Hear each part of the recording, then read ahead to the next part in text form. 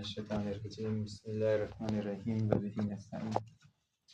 گفتگو ہماری جو ہے وہ مشتق کے بارے میں ہم بحث کر رہے تھے، تو ہم نے کہا ہمارا نزاع جو ہے وہ یہ ہے کہ یہ جو مشتق ہے کیا وہ حقیقت فقط اس میں ہے کہ جس میں صفت بالفعل متصف ہو، یا اس میں بھی حقیقت ہے جس سے صفت کیا ہے منقضی ہو چکی ہے، ابھی فی الحال متصف نہیں ہے، تھی اب نہیں رہی۔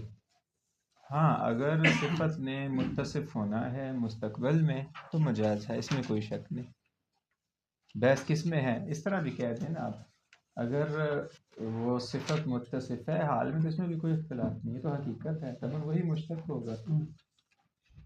بالفعل کسی نے شادی کی ہے تو اسے زوج ہی کہیں گے نا، پھر اسی طرح بالفعل کیا ہے وہ اگر ثمرہ لگا ہوا ہے تو کہیں گے یہ مثمر ہے، یہ شجر جو ہے، تو یہ تو اس میں بھی کوئی اختلاف نہیں۔ اختلاف اس چیز میں ہے، ہماری بحث اصل میں یہ ہے، یہ جیسے ہم نے کہا تھا کہ پانی بالفعل ابھی گرم ہے سورج کی روشنی سے تو گرم کہیں گے اسے، زیادہ کوئی مشکل نہیں ہے۔ اگر شریعت کہتی ہے گرم سورج کی گرمی سے جو پانی گرم ہوا ہے اس سے وضو کرنا مکروہ ہے، یہ تو واضح ہے، وہ گرم ہے فعلی طور پہ۔ ہمیں مشکل کہاں پیش آئی ہے، مشکل یہ پیش آئی ہے کہ ماضی میں وہ متصف تھا اب نہیں رہا، کیا اس پہ بھی وہی حکم آئے گا جو ماضی میں تھا؟ یعنی ابھی بھی کہیں گے کہ یہ پانی کیا ہے سورج کی روشنی سے گرم ہے، حالانکہ فی الحال ابھی کیا ہے وہ گرم نہیں رہا، ٹھنڈا ہو چکا ہے وہ یہ ہماری بحث ہے، یہاں پہ واضح ہے بات۔ پھر ہم نے یہ ذکر کیا تھا فرق کیا ہے مشتق نحوی اور اصولی میں، ہم نے کہا تھا عام خاص من وجہ کی نسبت ہے۔ علیکم السلام۔ عام خاص من وجہ کی نسبت ہم نے ذکر کی تھی۔ عام خاص من وجہ کی نسبت کیسے ہے، ہم نے کہا تھا بعض مشتق اصولی ہیں نحوی نہیں ہے، جیسے ہم نے کہا تھا یہ رک ہے، زوج ہے، یہ اصولی مشتق ہیں، لیکن نحوی کیا ہے، یہ جوامد ہیں۔ ادھر سے ہم نے کہا تھا بعض نحوی مشتق ہیں اصولی نہیں ہیں، جیسے مصادر ہیں اور افعال ہیں، اور ایک مادہ اجتماع ہے جو اصولی بھی ہے اور نحوی بھی ہے، جیسے ہم نے کہا تھا فاعل ہے، مفعول ہے، اسم فاعل، اسم مفعول، صفت مشبہ وغیرہ۔ تو یہاں تک ہم بیان کر چکے تھے، وہ آج ہماری بحث جو ہے وہ یہاں سے ہے، وصرف یہاں سے پڑھنا ہے نا ہمیں، وصرف ذالک کرنا موضع النزاع ہونا یعتبر فیہ شیئان، جو موضع نزاع ہے اس میں دو چیزیں کیا ہیں وہ معتبر ہیں۔ ان یکون جاریا علی الذات، یہ ہم نے کل بھی کہا تھا کہ مشتق اصولی وہ ہے کہ جہاں پہ کیا ہے وہ ذات ہو، جس پہ ایک صفت کیا ہے وہ، جس کو میں کہہ رہا ہوں متصف، یہ اسی کو کہہ رہے ہیں ان یکون جاریا علی الذات، یہ مشتق کس پہ جاری ہو، ذات پر، بمعنی دیکھیں انہو یکون حاکیا عنہا، کہ یہ مشتق اس ذات کی حکایت کر رہا ہو، وہ عنوان للہا، اور اس کے لیے کیا ہے جی جارین ہے، ان یکون جاریا علی الذات، یہ ذات پہ کیا جاری ہو، یعنی ذات سے متصف ہو، یہ کہنے کا مقصد ہے۔ جیسے دیکھیں اسم فاعل ہے، اسم مفعول ہے، اسماء المکان ہیں، والآلہ وغیرہما، ان تمام میں کیا ہے یہ صفات ہوتی ہے نا، ضارب، یہ ضارب صفت ہے لیکن حکایت کس سے کرتی ہے، مارنے والے سے۔ آلہ مطلب وہ حروف نہیں، آلات جو استعمال ہوتے ہیں، جھاڑو ہے، مکنسا جسے کہتے ہیں، یہ چیزیں ساری۔ وما شابہ ھذی الامور من الجوامد، اس کے مشابہ جو بھی جوامد میں سے ہے۔ ومن اجل ھذا الشرط لا يشمل ھذا النزاع الافعال ولا المصادر، یہ نزاع کیا ہے، افعال اور مصادر کو شامل نہیں ہے، لیکن کیوں نہیں ہے، کیونکہ وہاں پہ ذات سے حکایت نہیں ہوتی۔ یہ دوبارہ سے مشتق سمجھا رہے ہیں، حالانکہ کل سمجھ چکے ہم، کہتے ہیں اصولی مشتق کسے کہتے ہیں، علیکم السلام، جہاں پہ لازمی ہے ذات ہو، وہ صفت اس ذات سے کیا حکایت کرے۔ اسی وجہ سے افعال اور مصادر کو بحث شامل نہیں ہے، کیوں، چونکہ وہاں پہ ذات نہیں ہے۔ لأن كلها لا تحكي عن الذات ولا تكون عنوانا لها وإن كانت تسند إليها، ان تمام میں افعال اور مصادر میں ذات کی حکایت نہیں ہوتی، اگرچہ اسناد ہوتا ہے، تب جب آپ کہیں گے ضرب تو ضرب کا اسناد ہوگا نا، ضارب کی طرف، مضروب کی طرف، اسی طرح ضربہ کا بھی بغیر اسناد کے تو نہیں ہے، لیکن خود فعل حکایت کر رہے ذات سے نہیں، حدث سے حکایت کرتا ہے، اس وجہ سے کہیں گے انہیں اصولی مشتق نہیں کہیں گے ہم۔ واضح ہے یہ پہلی صورت؟ علیکم السلام ورحمۃ اللہ۔ دوسری صورت دیکھیں، دوسری اس کے لیے جی یعنی کل جیسے ہم نے کہا اشتقاق اصولی کسے کہتے ہیں؟ جہاں پہ ذات ہو اس پہ ایک صفت عارض ہو، یہ صفت اس ذات کی حکایت کرے، یہ پہلی صورت ہے، یہ واضح ہوگی بات۔ دوسری اللہ تزول الذات بزوال تلبسها بالصفہ، وہ ذات زائل نہ ہو صفت کے زائل ہونے سے، یعنی جب صفت پہلے عارض ہو ذات پہ، پھر جب وہ صفت زائل ہو تو ذات زائل نہیں ہونی چاہیے، ذات باقی رہے۔ جیسے ہم نے کہا پانی پہ صفت کیا عارض ہوئی ہے؟ اس کا گرم ہونا، کس کے ذریعے؟ سورج کی حرارت سے۔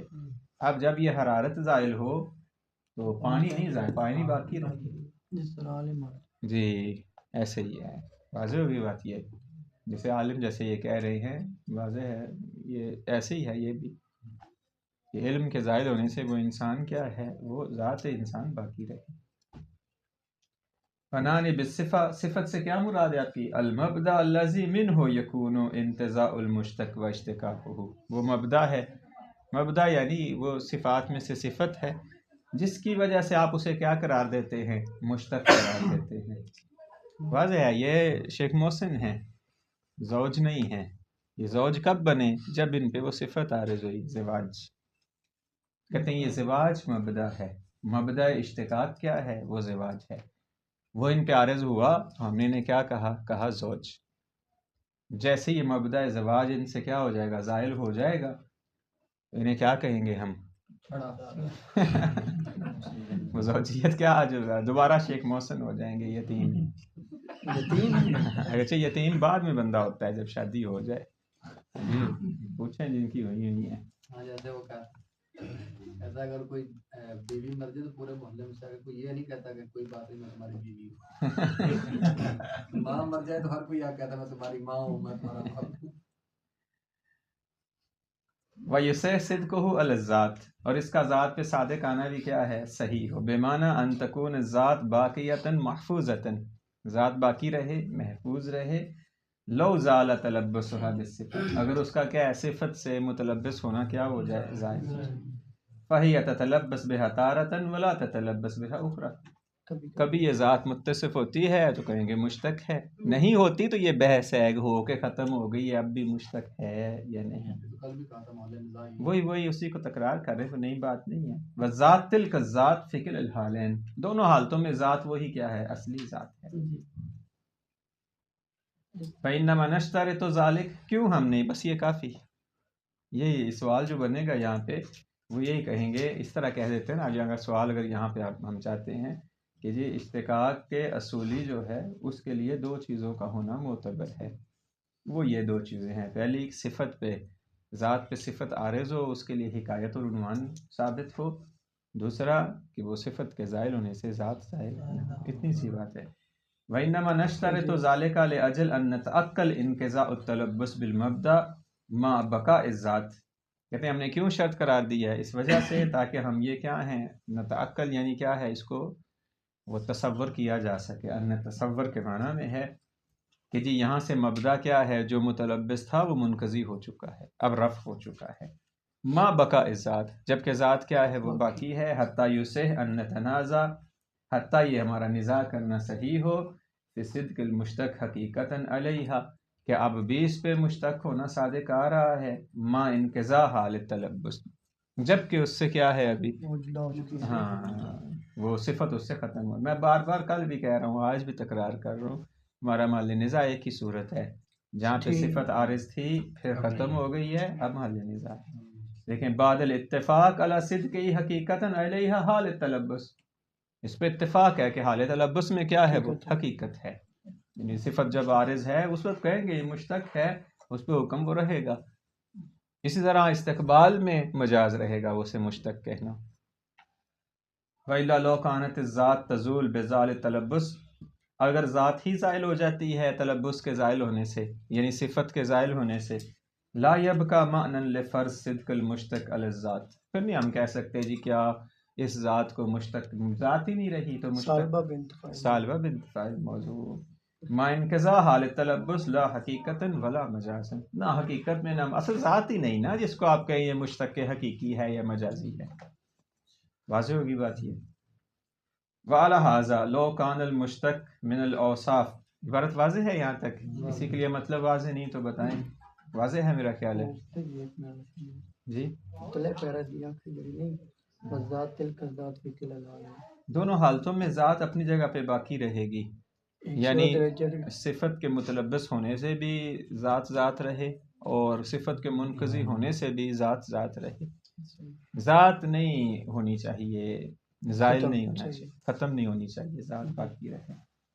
وعلی ھذا لو کان المشتق من الاوصاف، اگر مشتق ایسے اوصاف میں سے ہے التی تزول الذات بزوال تلبس بمبادئها، کہ جہاں پہ صفت کے زائل ہونے سے ذات ہی زائل ہو جاتی ہے، تو واضح ہے فلا يدخل فی محل النزاع، تو محل نزاع میں کیا ہے، یہ داخل نہیں ہے.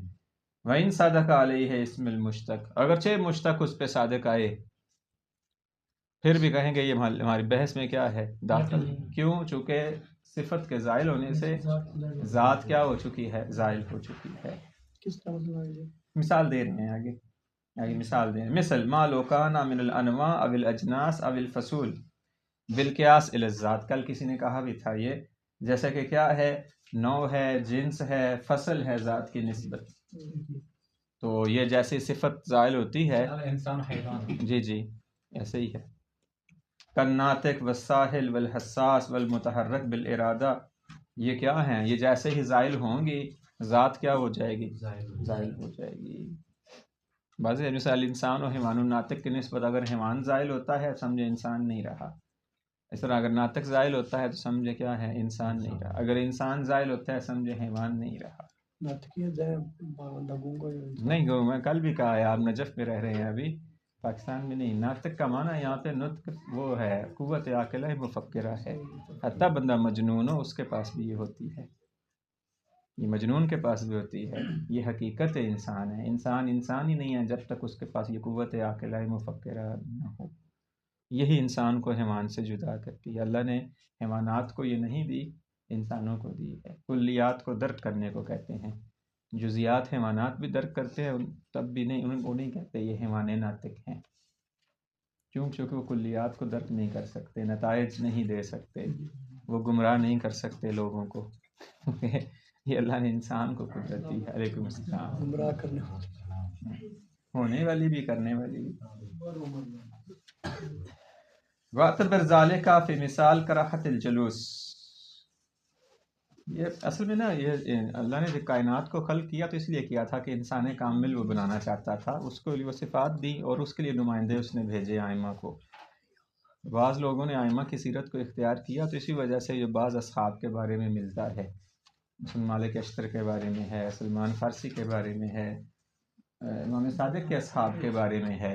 انشاءاللہ علم رجال پڑھیں گے جہاں پہ مولانا نے کہا کہ یہ من اہل البیت، من اہل البیت فقط سلمان فارسی کے لیے نہیں ہے، اور بھی شخصیات کے لیے ہے. یہ من اہل البیت کا معنی یہی ہے، انہوں نے ویسے انسان بن کے دکھایا ہے کہ جیسے اللہ تعالیٰ کرتا ہے، جیسے اللہ تعالیٰ کرتا ہے. اسی وجہ سے وہ سوال پوچھے، چونکہ یہ امام زمانہ بھی آئیں گے، زندگی آدھی چلے گی. وہ کوفہ والے سوال پوچھا امام سے، امام مدینہ میں تھے کہ جی ہم مسائل شرعیہ کس سے پوچھیں، ہم ہر وقت مدینہ نہیں آ سکتے آپ کے پاس، اور ہمیں جدید مسائل جیسے آج پیش آتے ہیں اس زمانے میں پیش آتے تھے، روایات سے نہیں پتہ چلتا تھا. جو روایات اصحاب کے پاس تھی ان میں نہیں ان کا حل تھا، تو کیا کریں، واٹس ایپ بھی نہیں تھا میسج کر کے گروپ بنا ہوا ہو کہ جی اس پہ جواب آ جائے، ایسا تو زمانہ نہیں تھا. نہ باجاز امامت امام زندگی گزارتے تھے کہ جو بھی ذہن میں سوال سوچے فوراً اس کا ذہن میں امام جواب ڈال دیں، ایسا بھی نہیں تھا. تو امام نے وہ محمد بن مسلم بیٹھے ہوئے تھے پاس، تو کہا اس کا قول میرا قول ہے. یہ بڑی بات ہے ایک معصوم کا غیر معصوم کے بارے میں. جی جیسے آپ کے مدرسے والے نہیں، آپ ان کے مدرسے محمد بن مسلم وہی ہیں جی. وہ کہا اس کا قول میرا قول ہے، یہ میری طرف سے تم پر حجت ہے، جو یہ کہے سمجھے میں کہہ رہا ہوں. یہ بڑی بات ہے ایک عام انسان کے بارے میں کہنا. یعنی اس حد تک وہ پاکیزہ تھا نا، دین کو سمجھ چکا تھا، امام کو اس سے خطا کا بھی احتمال نہیں تھا کہ یہ کہیں مسئلے کی تطبیق میں خطا کرے گا. کا یہ جو کہہ رہا ہے وہ میں کہہ رہا ہوں، سمجھو. جس طرح یونس بن عبد الرحمن ہیں، ان کی کتاب پیش کی گئی امام حسن عسکری علیہ السلام کو، نماز پہ لکھی ہوئی تھی. وہ پیش کی گئی کہ مولا دیکھیں یہ کا حاضہ دینی و دین و آبائی، یہ میرے اور میرے آبا اجداد کا دین ہے. یہ محمد بن مسلم جو ہے امام صادق کے ساتھ جی کے ساتھ میں سے تھے. تو خدا نخواستہ علم رجال پڑھیں گے تو چیزیں انشاءاللہ واضح ہوں گی. بات خدا نخواستہ ہے لیکن لازمی ہے پاکستان کوئک کرنے سے پہلے علم رجال پڑھ کے جائیے گا. ضروری ہے طالب علم کے لیے تاکہ اسے اپنے مذہب کے بارے میں اور مذہب کی جو شخصیات ہیں اور جو کتب ہیں ان کے بارے میں معلومات حاصل ہوں کہ مذہب شیعہ ہے کیا. للاسف ہماری مشکل یہ ہوتی ہے میں طالب علم آتے ہیں جیسے صاف ستھرے آتے ہیں ویسے صاف ستھرے واپس جاتے ہیں.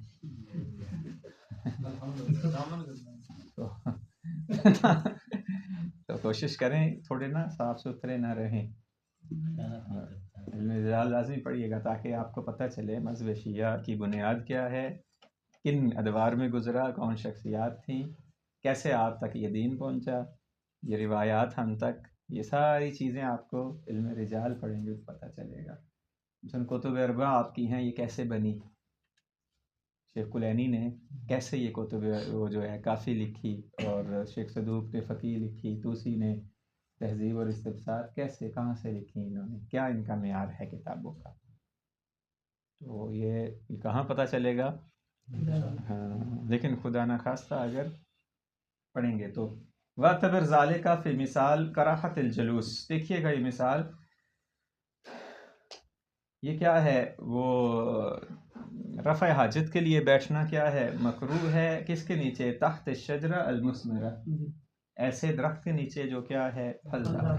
دیکھیں اگر بالفعل پھلدار ہے تو مکشکال یہ حکم ثابت ہو جائے گا، واضح ہوگی بات. یہ حقیقت ہے کہ جی یہ درخت ہے جس پہ پھل لگا ہوا ہے لہذا یہاں رفع حاجت کرنا مکروہ ہے، مکشکال. فإن هذا المثال يدخل في محل النزاع، یہ مثال داخل ہے محل نزاع میں. کب دیکھے داخل ہوگی، لو زالت الثمرہ عن الشجرہ، اگر ثمرہ کیا ہو جائے. اب ہم کہیں گے کیا اب بھی اسے حقیقت میں کہا جاتا ہے یہ پھلدار درخت ہے، ویسے عرف کیا کہتا ہے، کہتا ہے نا ہاں کہتے ہیں پھلدار ہے یہ، عرف یہی کہتا ہے.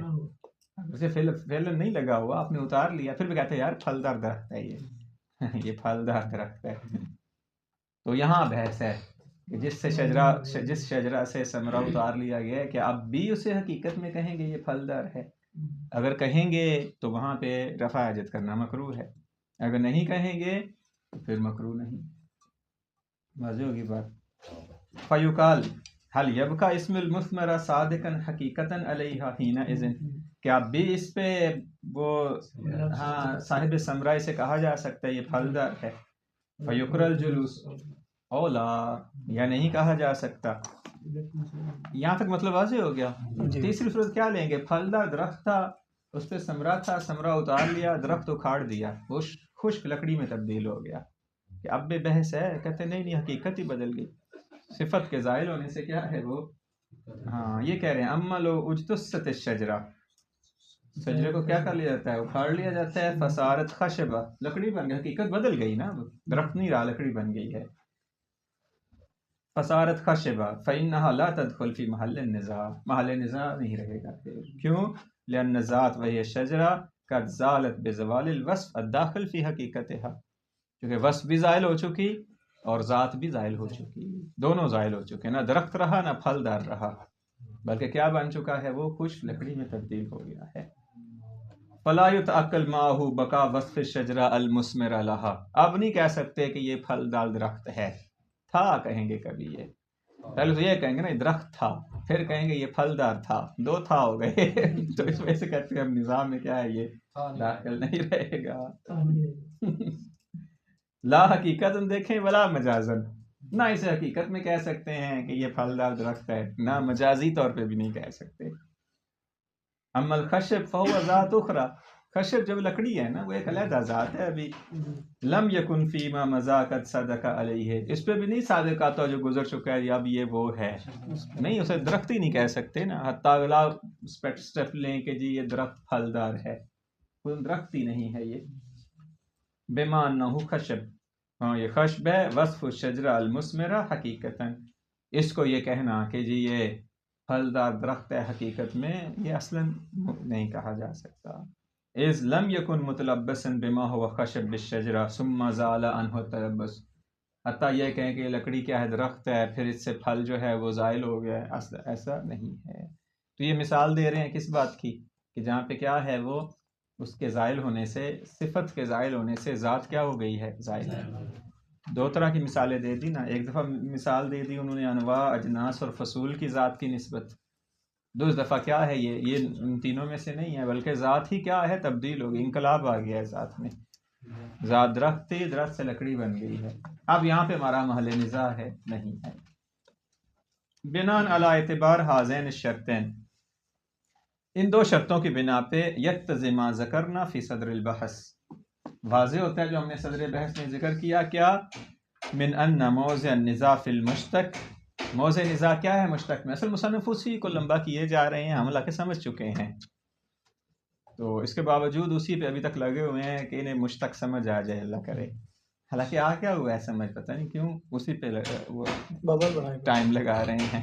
اصل کتاب لکھی نہیں ہوئی نا، اصول مظفر پڑھائی گئی ہے کتاب، یونیورسٹی تھی یہاں پہ، یہ وہاں پڑھاتے تھے شیخ، تو بعد میں اسے کتابی شکل دی گئی، پھر کیسٹیں تھیں ریکارڈ ہوئیں بعد میں. واضح پڑھاتے وقت بندہ کیا ہے پھر وہ بحث کو کھینچتا رہتا ہے. ان موضع النزاع فی المشتق یشمل کل ما جاری علی الذات، یہ تعریف اس کو لکھ سکتے ہیں اگر مشتق کی تعریف آتی ہے تو یہ جامع معنی انہوں نے تعریف کی ہے. یہ کل ما کان جاری علی الذات، ہر وہ جو ذات پہ جاری ہو، بے اعتبار قیام صفہ، ایک صفت کے قائم ہونے کی وجہ سے، خارجہ عن الذات، اور وہ کیا ہے ذات سے خارج ہو، وَإِن كَانَ مَعْدُودًا مِنَ الْجَوَامِدِ اصطلاحًا، اگرچہ وہ کیا ہے جامد ہی کیوں نہ ہو. وَيَتَّضِحُ أَيْضًا عدم شمول النزاع للأفعال والمصادر، افعال اور مصادر کو کیا ہے نزاع شامل نہیں رہے گا.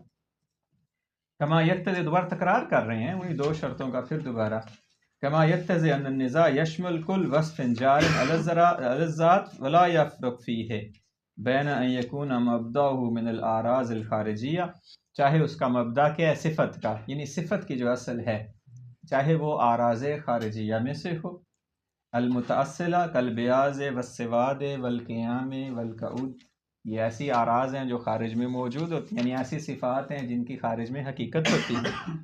مثلا یہ دیوار کا سفید ہونا نظر آ رہا ہے کہ سفید ہے، کالا ہونا نظر آ رہا ہے، کھڑا ہے بندہ نظر آ رہا ہے کہ بندہ قائم ہے، قائد ہے. اسی طرح یہ ایسی یہ ایسی اعراض ہیں جو کیا ہیں خارج میں حقیقت رکھتی ہیں. او من الامور الانتزاعیہ، یا صفات کون سی ہیں وہ خارجی حقیقی نہیں بلکہ کیا ہیں انتزاعی ہیں، جیسے کل فوقیہ و تحتیہ و تقدم و تاخر، ان کی حقیقت نہیں ہے خارج میں. مثلا جس شے کو آپ فوق کہہ رہے ہیں وہ دوسرے کے نفس تحت ہے، پھر اسے فوق کہہ رہے ہیں پھر وہ تحت ہے. ایک ہی شے وہ متصف ہے فوق سے بھی، تحت سے بھی، تقدم سے بھی، تاخر سے بھی. اس وجہ سے یہ صفات کیا ہیں انتزاعی ہیں، حقیقی خارجی نہیں ہیں. او من الامور الاعتباریہ المحضہ، یا خاص طور پہ کیا ہیں وہ اعتباری ہیں، تکوینی نہیں ہیں. یہ اعتباری تکوینی کے مقابلے میں جس کو شارع نے اعتبار کیا ہے، جیسے کالزوجیہ، خارج میں شارع کے کہنے سے پہلے کہ زوج زوجہ ہوتے ہیں زوجیت تھی نہیں. اس طرح ملکیہ، وقف، حریہ، یہ سارے کیا ہیں عناوین شرعیہ ہیں، یہ اعتباری شرعی ہیں، یہ ان کی حقیقت نہیں ہے خارج میں. واضح ہوگی بات. یہ اس طرح کہیں کہ یہ جو اعراض ہیں تین قسم کی ہیں. کون سی تین؟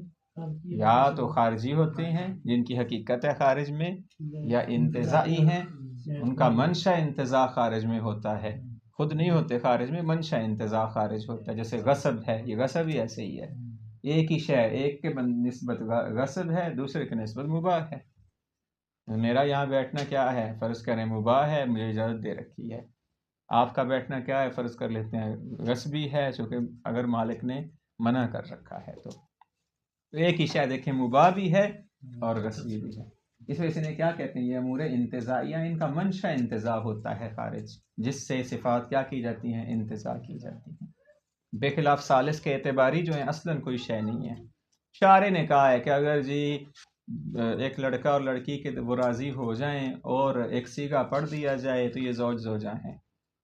کیا حقیقت ہے خارج میں؟ ایسے نہیں، کچھ نہیں ہے. شارع نے کہا ہے ہو گیا، اعتباری ہے یہ. یہ صلاۃ کیا اعتباری ہے یہ بھی. اس وجہ سے کیا کہتے ہیں خارج میں یا مسلح ہے یا مسلی ہے، صلاۃ نہیں ہے خارج میں. کیوں؟ چونکہ شارع کہتا ہے یہ افعال اس طرح انجام دے دو گے، اس کا نتیجہ میں نے اسے نماز نام دیا ہے. نماز کہاں ہے خارج میں؟ کہتے نہیں. ہمارے استاد تو کہا کہتے اگر شارع رسول پہ مجھے آپ کو ملے کہیں نماز تو بتائیے گا. نماز نہیں ہے، مسلی ملے گا آپ کو یا مسلح ملے گا. نہیں یہاں بھی ملے، یہاں مسلی سارے آپ سب مسلی ہیں. تو صلاۃ نہیں ہے. یہ امور کیا ہے؟ امور کہتے ہیں تینوں میں سے کوئی بھی صفت ہو اگر ذات پہ عارض ہوتی ہے اور پھر منقضی ہو جاتی ہے، محل نزاع میں کیا ہے ہمارے شامل ہے. اس پہ ہم بحث کریں گے کہ جی کیا مشتق اس کو ابھی بھی حقیقت میں کہا جا سکتا ہے یا نہیں. واضح ہوگی بات. مثلا جیسے یہ اہم مسئلہ یہ مبتلا بے ہے. جیسے ایک جگہ تھی وہ غصبی تھی پہلے، اب غصبی نہیں رہی، کہ آپ بھی اس سے کہیں گے کہ یہ غصبی ہے؟ اگر نماز پڑھنا کیا ہے پھر صحیح نہیں ہے. ایک لباس ہے متصل ہوا غصب سے، اب نہیں رہا غصبی، اب بھی کہیں گے کہ یہ غصبی ہے حتیٰ کہ اس لباس میں نماز نہیں پڑھ سکتے. اسے اب بھی مشتق کہا جا سکتا ہے حقیقت میں یا نہیں؟ تو یہ ہماری بحث ہے. بات واضح ہو گئی ہے.